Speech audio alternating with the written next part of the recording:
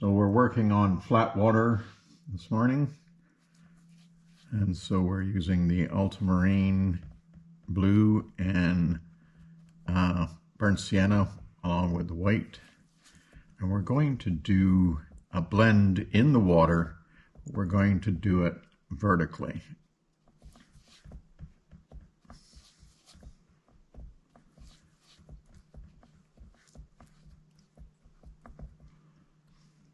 So we've got a lot more water than what we have in the reference. I put the focus on the water. And so we're doing this before the sky.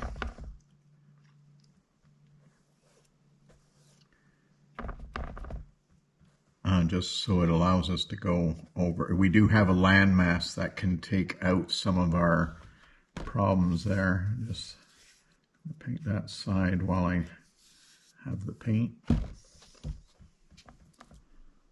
And we're going to deliberately try to put streaks in. I didn't intend on that red streak, but that's not a problem. We can blend that out. So there's more light in this center portion. So I'm going over that horizon line just to be sure that I'm not short of this blend. This is not something we want to have to go back in later and adjust. And before I give that a chance to dry, I'm going to take a dry brush and I'm just going to smooth out that blend. Not trying to get rid of the streaks, which we are often trying to get rid of. We just want some mild streaks, and if we don't have enough there, we can just throw one in like that and then just soften it down a bit.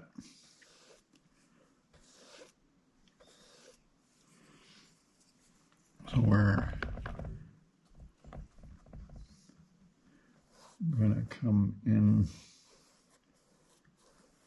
continue on with this. I started with the light side because it's hard to take out the dark reflections out of the light colors once it's laid down there.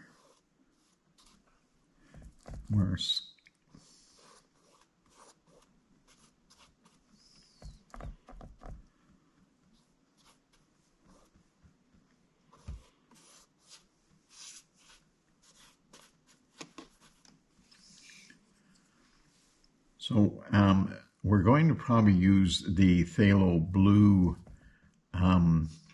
with the burnt sienna to create the dark green of the trees on the shore there. But we don't want to do that because it will get much too green when it's mixing with the light colors that we're putting in here.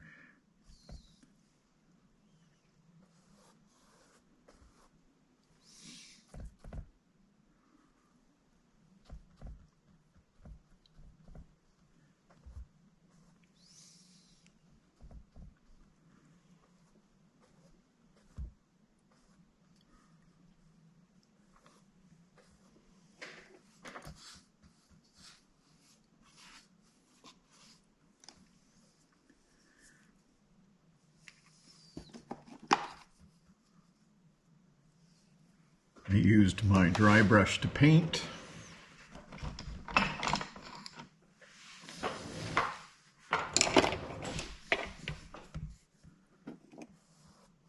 This is a dry brush now.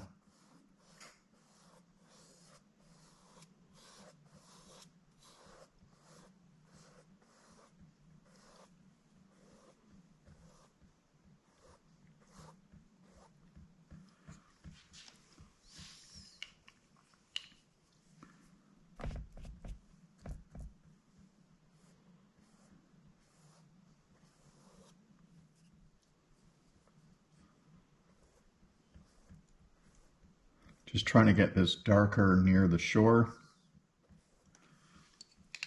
Back to the dry brush. Not dragging that right through. So I've redrawn the horizon line. I've lowered it a little bit. Just I was thinking it was maybe a bit high. So we're going to ignore the landmass and we're going to put in that gray sky. I think we'll make that a little bluer.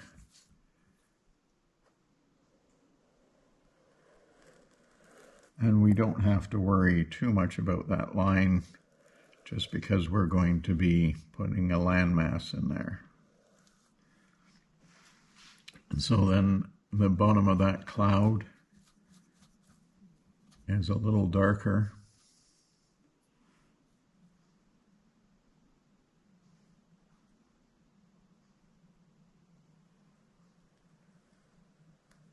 And one thing about value, when you're using value, if the values are very close together, it can have a blurred look. And so we are going to blur that bottom edge of that cloud a little bit, but we don't have to get the fact that the values are very close together is going to help that. So we're just going to run that brush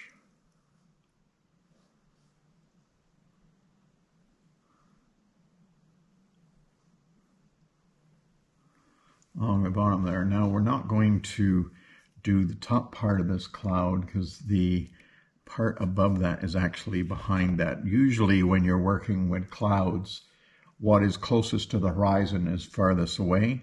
But in this particular case, these clouds up here, let's actually use some paint.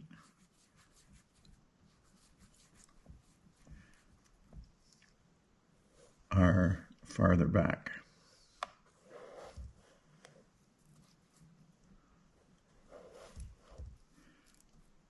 And taking this cloud in behind the tree is just in case we have some sky holes that we want to use.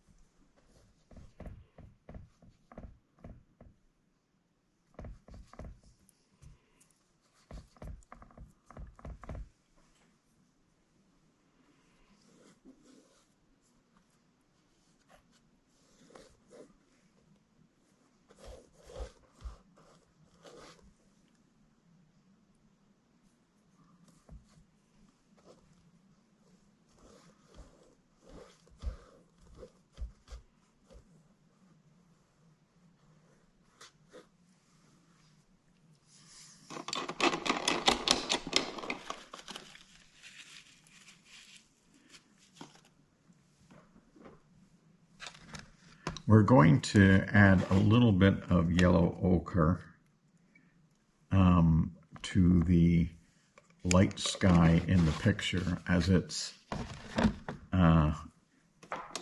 appears to be almost clear, but it definitely has a little bit of sunshine effect. And yellow ochre is a great color to, and I do mean very little, it's a great color to give the idea of sunshine.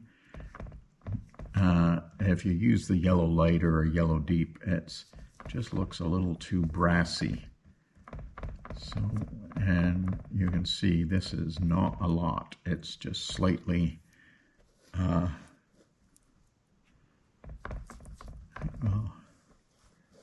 run that in there. And so yellow is a visual complement to the blue. So we're dealing with a very blue-gray. So the yellow in the sky also enhances that. Well, they enhance each other. The blue makes the yellow look yellower, and the yellow makes the blue look bluer. Now, a lot of you are thinking, wait a minute, orange is the complement to blue. But yellow is the visual complement, and that is the most extreme complement. red is actually the only, a warm red is the only color that the visual and the mixing complement are the same color. So we're going to come back into the gray again. Not enough yellow in that color to really worry about it turning green on us.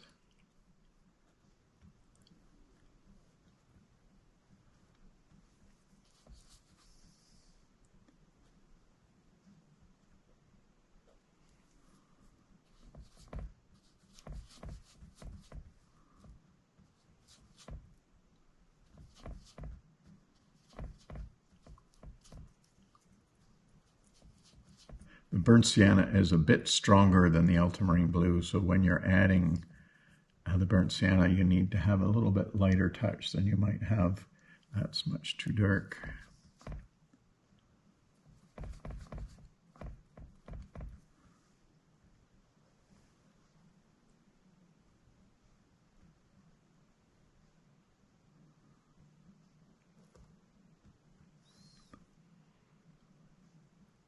This paint is quite wet, so I'm not blending it very much yet. I'm just going to switch to a small filbert. And so we're just going to start to blend that now. Sometimes you want to wait for the paint to dry up a little bit, or at least start to set the yellow sky that we put in there was quite wet, and we just really want to soften the edges a little bit.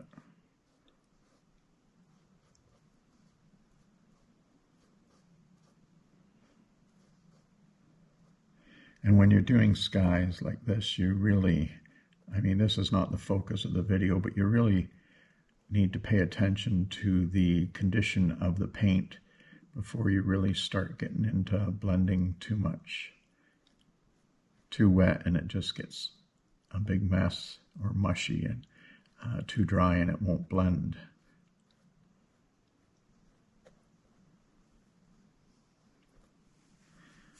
So I think that is probably set up enough down below.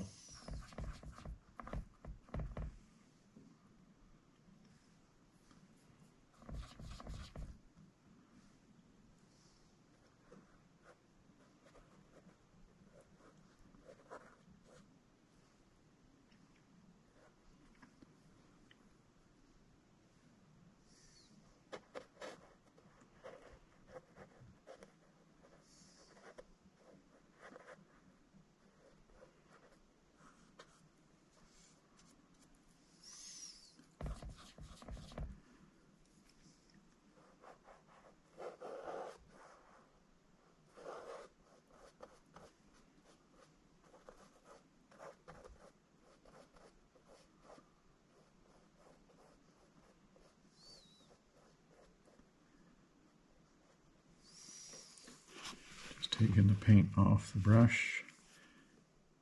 Don't want to add any water at this point to the paint. We just didn't want to add any more paint. So I'm just working with the paint that is actually already on the canvas.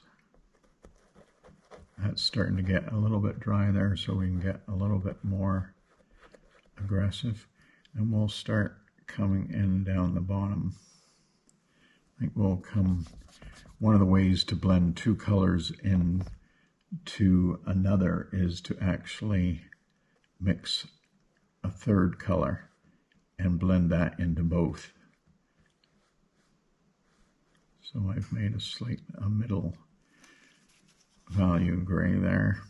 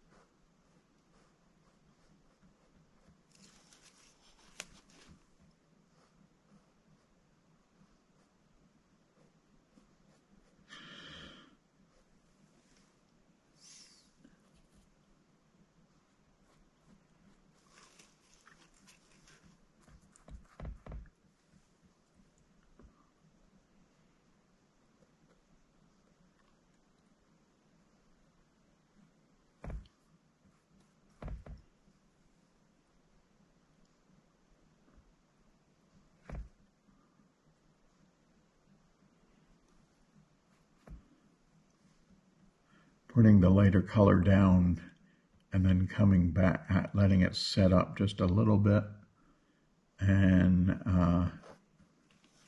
come back in and blend that. Taking the paint off the brush now, so we're just going to work with what we've laid down. Don't lay down too much or you won't have time to blend what you laid down.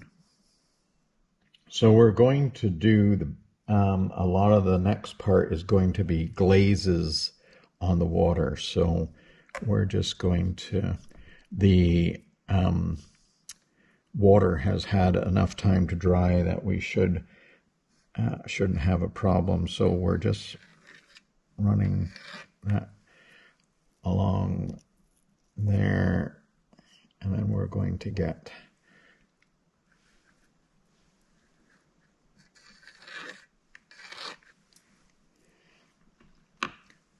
so those are pretty heavy glazes, which we're going to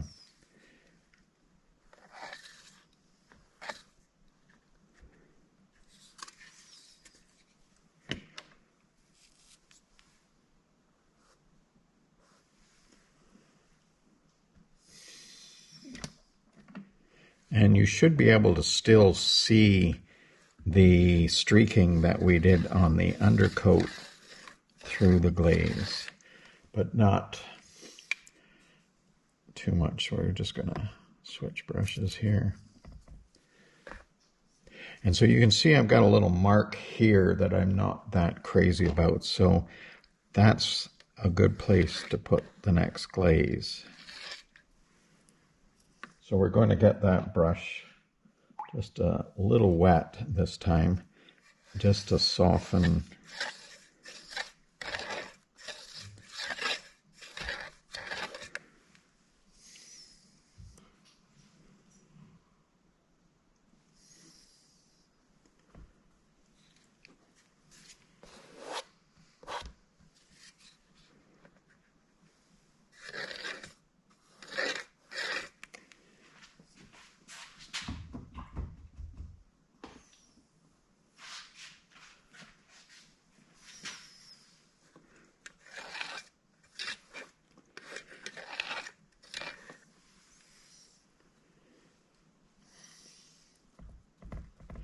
It's not white that we're putting in there just yet. We will come back and put some of that yellow sky color in.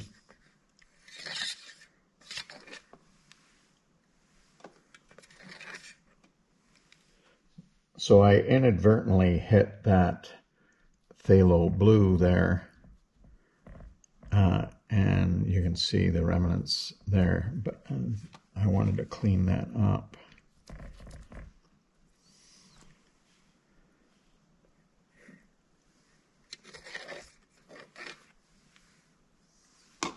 So the glazing is really any transparent application of paint, whether you use a glazing medium, which I never do, or I prefer the control I have with water. But you're just making the paint so thin that you can see through what you've done. So we're just going to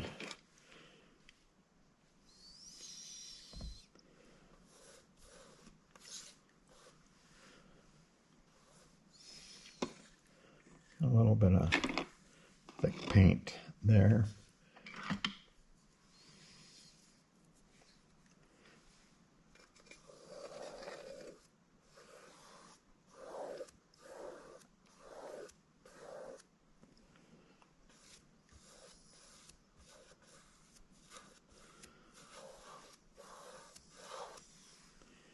So we're going to let that dry before we come in and do the next glaze.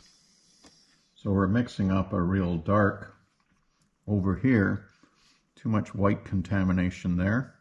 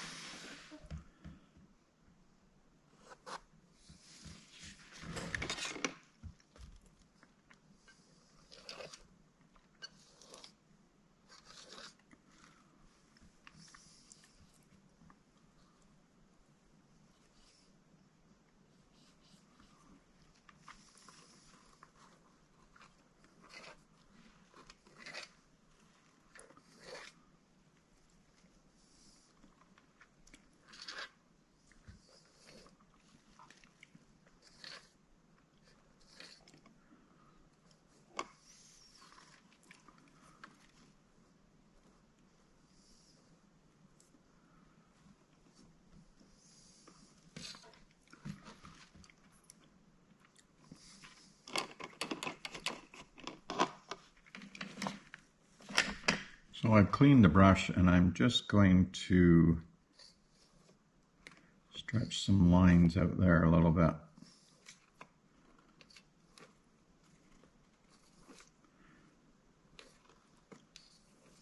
Don't have to worry too much about this because we're going to be doing a fair amount of cross blending.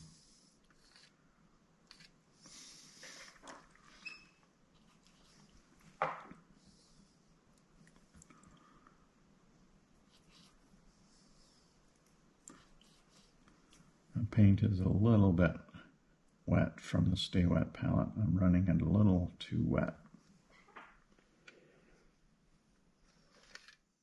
So we're going to start putting in some of the background land. So I'm mixing the phthalo blue and burnt sienna, and we're just going to add a little bit of white to that. We don't want to see,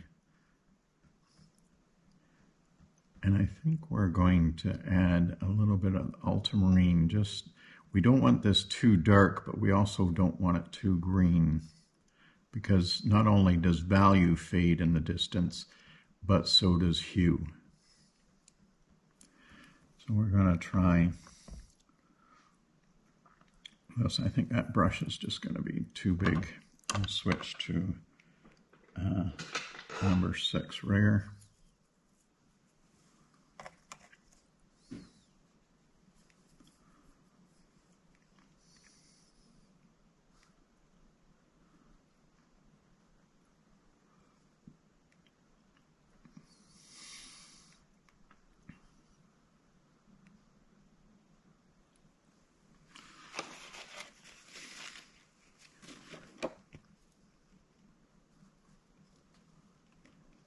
Going to add a lot more ultramarine blue because that's looking a little too green.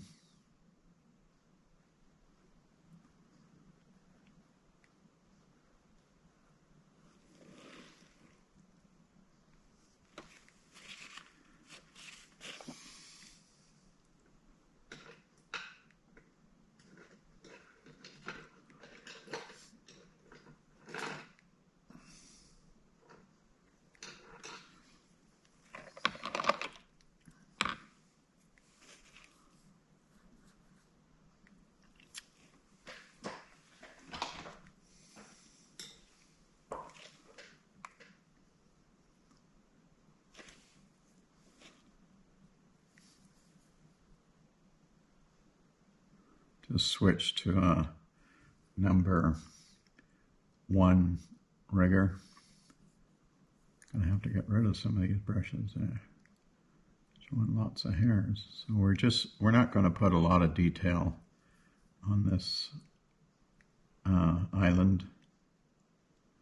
Just enough to suggest that there might be trees growing on that.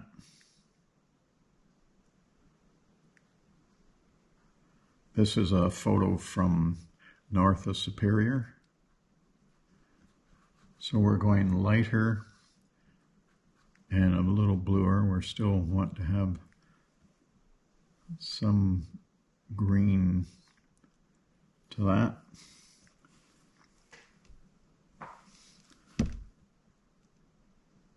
So this is a much more distant shore or distant island.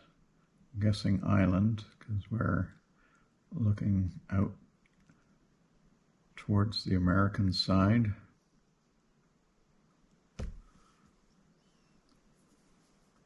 This is certainly not the far shore. Lake Superior is an enormous lake.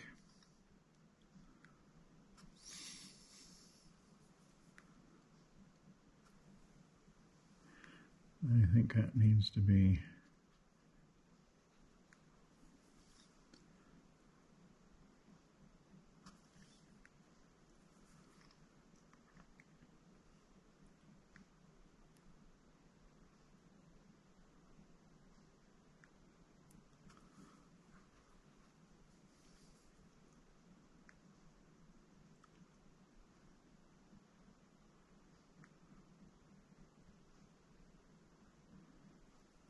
we're just going to go over that portion because it was much too light.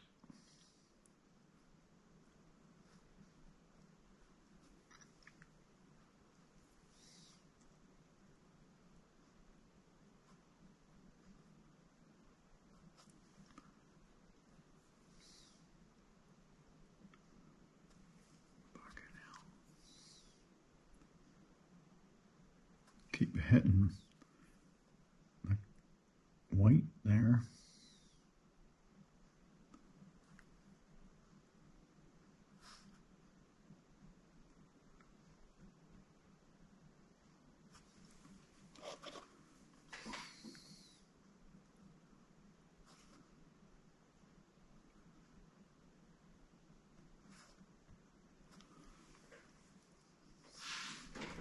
I'm likely going to go over that again. I'm really not that thrilled with what I did. Mostly it's just a little too mottled. So now we're going to mix the burnt sienna and phthalo blue.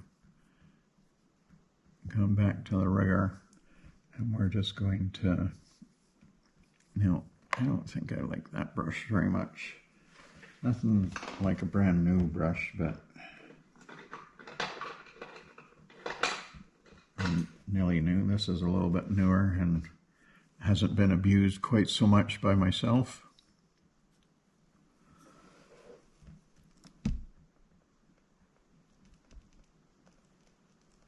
So I'm looking to the reference to get ideas of how to make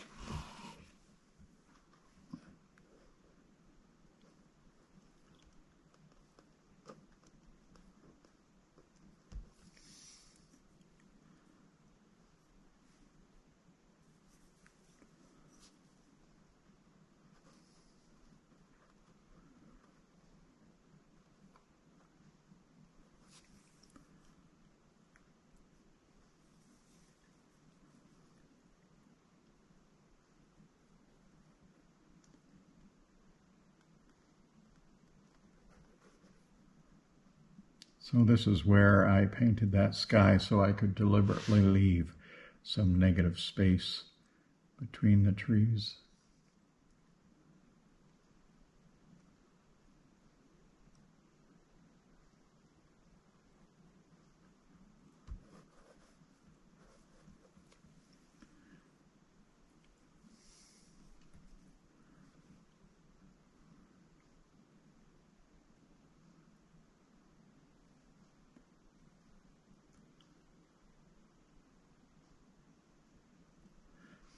These trees along these shores often have quite a windswept character to them, as the winds off the lake can really beat them into submission or into a certain direction.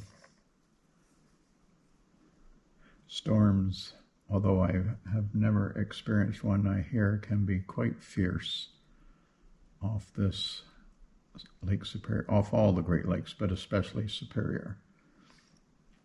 And the winter storms that much more severe.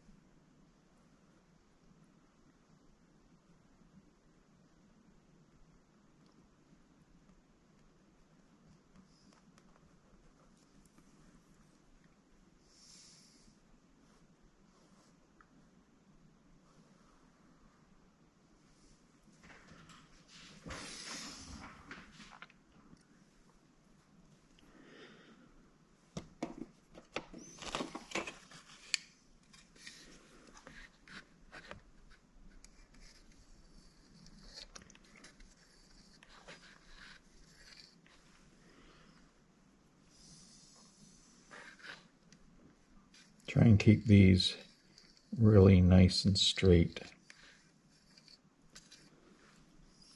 This tool I'm using is described in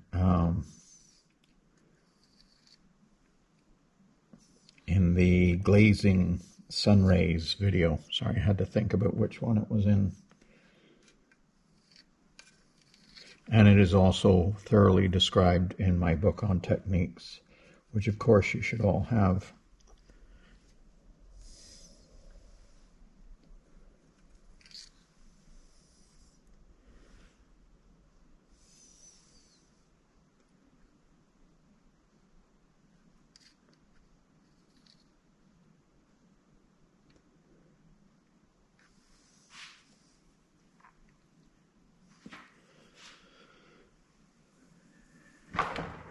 I think we might stretch those trees up a little higher a little later.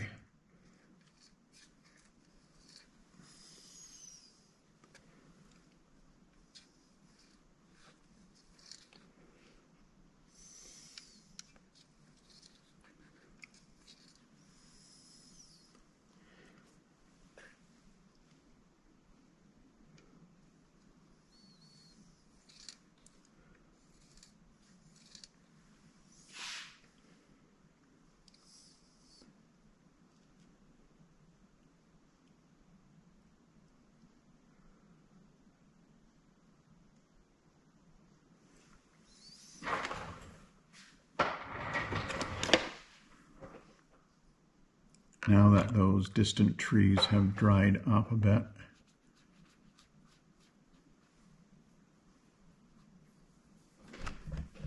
I'm going to go over them again. Make the color a little bit lighter. The value of distant areas can often be difficult because you're looking at the color you've mixed and you think, oh, that's too light. Like right now, I'm thinking this is too light, but I'm pretty sure it's going to dry just the right. We want it to stand out, but we want to give the illusion that this is a little bit grayed by the weather, but also grayed by the distance.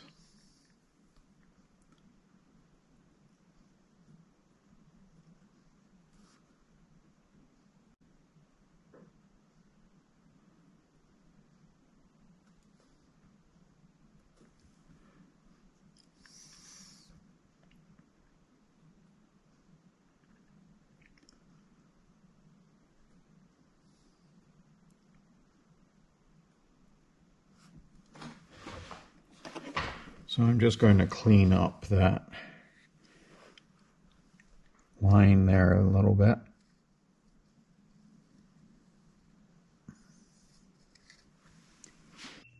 I've got this tipped forward just to, as this is kind of particular work and the working flat on the table is a little bit difficult.